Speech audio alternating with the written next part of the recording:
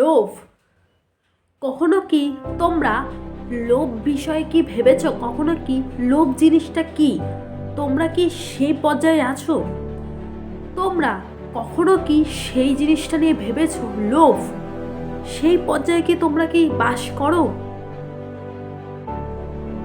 সেই লোভ, লোভ জিনিসটা এটা দু অক্ষরের, আসলে এটা একটা সংস্কৃত শব্দ। লভ থেকে এসে লোভ। এই লোভ, লোভ কি? এই লোভের রাস্তায় কি তোমরা আছো? তাহলে এখনই সরে যাও। যদি তোমরা লোভের রাস্তায় থেকে থাকো তাহলে এখনই সরে যাও। আমি কেন বলছি, আমার পুরো ভিডিওটা হয়তো দেখে দেবে। হয়তো আমার এই গল্পটা শুনলে তোমরা বুঝতে পারবে লোভে কি হয়।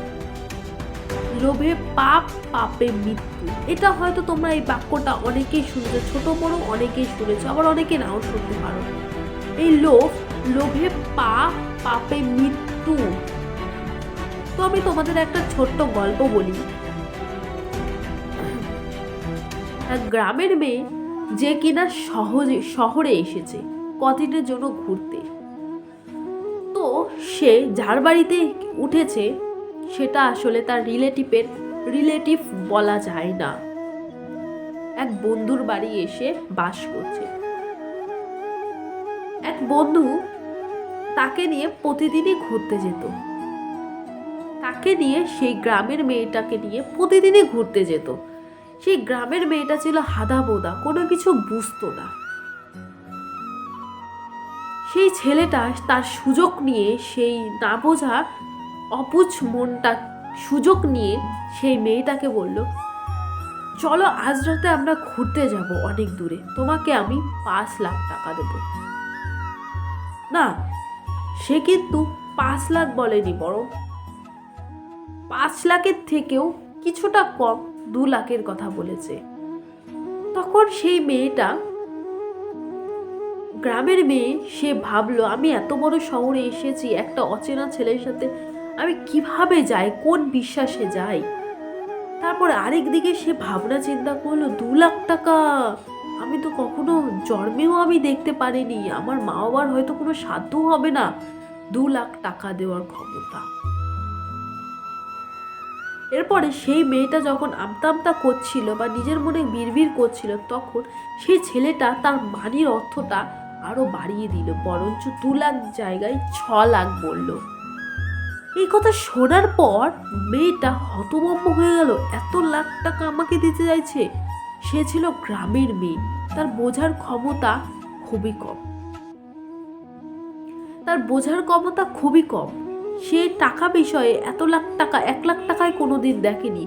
সে কিনা স্বপ্নের বাইরে 6 লাখ টাকা। এরপর সেই ছেলেটা মেয়েটাকে এতবার বলার পর মেয়েটা কিছুটা ভাবলো সেই বিষয়টি নিয়ে। আমি যদি 6 লাখ টাকা পাই, আমি হয়তো অনেক বড় প্রাসাদ করতে পারবো, অনেক কিছু করতে পারবো।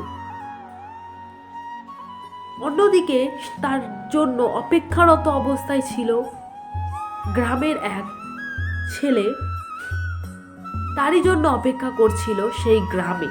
আর সেই মেয়েটা কদিনের জন্য শহরে এসে অন্য এক ছেলের পাল্লায় পড়েছে। ছেলের পাল্লায় বলা যায় না, এক টাকার লোভে পড়েছে। এই লোভে পড়ে যখন সেই ছেলেটা তাকে বলছিল, চলো আজ রাতে একটু ঘুরতে যাব।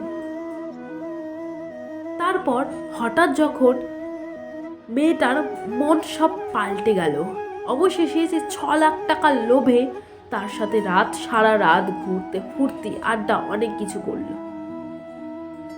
এরপর যখন 6 লাখ টাকা হাতে নিয়ে সে যখন বাড়ি ফিরছিল, বাড়ি ফেরার পথেই তার হলো অ্যাক্সিডেন্ট। সেই গ্রামের মেয়েটা ধীরে ধীরে স্মার্ট হয়েছিল বটে, কিন্তু সে জানতোই না যে রাস্তা দিয়ে যাচ্ছে সেই রাস্তায় বড় দুর্ঘটনা হতে পারে। সেই রাস্তা যে এক দুর্গম রাস্তা, সে জেনেও সেই রাস্তা দিয়ে গেছে।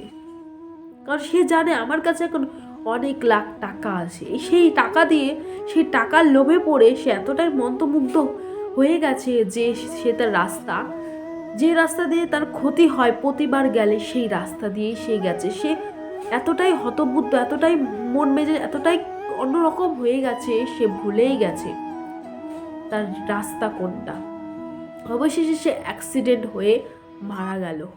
মারা যাওয়ার পর সেই গ্রামের ছেলেটা ছুটে কান্না করতে করতে এসেছিল, কিন্তু সেই শহরের ছেলেটা সে কিন্তু আসেনি। লোভে পড়ে মেয়েটা সেই ছেলেটার সাথে সারা রাত কেটেছে। সারা রাত যখন সকালে যখন বাড়ি ফিরছিল তার অ্যাক্সিডেন্ট হল। এ থেকেই ভগবান আমাদের বুঝিয়ে দিল কখনো লোভ করতে নেই। লোভ তোমাকে আস্তে আস্তে, হয়তো সাথে সাথে তোমাকে ক্ষত করবে না, কিন্তু তোমাকে ধীরে ধীরে ক্ষত করতে বাধ্য। এই গ্রামের মেয়েটার গল্পটা শুনে তোমরা অবশ্যই বুঝতে পেরেছো, কখনো লোভ করতে হলে ভেবেচিন্তে লোভ করো। লোভ একটু করা ভালো, কিন্তু অধিক নয়। কথায় আছে কখনো অধিক জিনিস সয় না। লোভে পাপ, পাপে মৃত্যু অনিবার্য।